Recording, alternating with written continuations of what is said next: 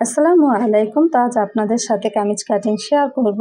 তো এটি ভাঁজ করে নিয়েছি, এখানে 4 পাট আছে। তো এখন প্রথমেই লম্বা মাপ নিয়ে নিচ্ছি, লম্বা 44 ইঞ্চি। তো সাথে 1.5 ইঞ্চি সেলাই যোগ করে 45 ইঞ্চি হাফ নিয়ে নিচ্ছি। তো এখন কাঁধের মাপ নিয়ে নিচ্ছি, কাঁধ 14 ইঞ্চি 2 ভাগ করলে 7 ইঞ্চি, সাথে হাফ ইঞ্চি সেলাই যোগ করে 7.5 ইঞ্চি নিয়ে নিচ্ছি। তো কাঁধের অর্ধেক বুগল শেপ 7.5 ইঞ্চি নিয়ে নিচ্ছি। তো রাউন্ড শেপটা দিয়ে দিচ্ছি।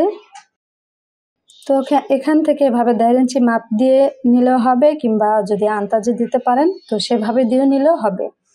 তো এখন বডি মাপ নিয়ে নিয়েছি, বডি চওড়া 38 ইঞ্চি 4 ভাগ করলে 9.5 ইঞ্চি, সাথে 1.5 ইঞ্চি সেলাই যোগ করে 11 ইঞ্চি নিয়ে নিচ্ছি। তো এখন কাঁধ থেকে ধরে 15 ইঞ্চিতে কোমরের মার্ক করে দিচ্ছি।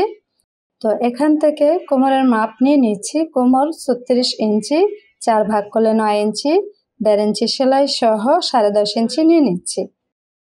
তো হিপ মার্ক 20 ইঞ্চি নিচে দিয়ে নিচ্ছি। তো হিপ 40 ইঞ্চি 4 ভাগ করলে 10 ইঞ্চি, 1.5 ইঞ্চি সেলাই যোগ করে 11.5 ইঞ্চি নিয়ে নিচ্ছি। তো এখন রাউন্ড শেপ মিলিয়ে দিচ্ছি।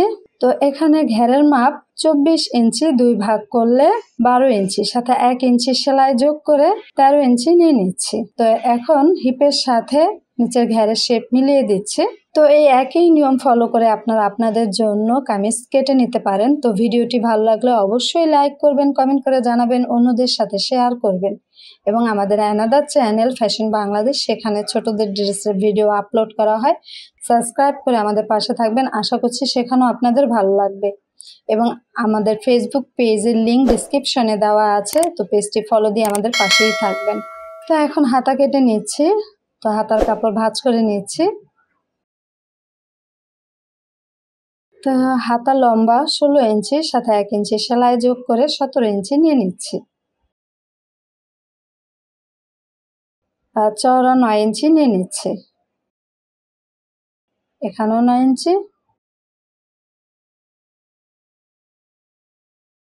তো এখান থেকে 1 ইঞ্চি শেপ মার্ক দিয়ে দিচ্ছি, মুহুরিটা রাউন্ড শেপ তৈরি করব এর জন্য।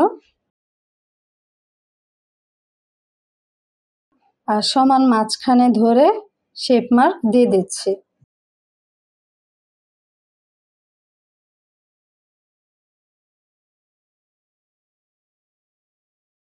তো এখান থেকে 3 ইঞ্চি মার্ক করে দিয়ে শেপ দিয়ে দিচ্ছি। তো এই একই নিয়ম ফলো করে আপনারা আপনাদের জন্য কামিজ তৈরি করে নিতে পারেন। তো ভিডিওটি ভালো লাগলে অবশ্যই লাইক করবেন, কমেন্ট করে জানাবেন, অন্যদের সাথে শেয়ার করবেন। তো ভালো থাকবেন, সুস্থ থাকবেন। আসসালামু আলাইকুম।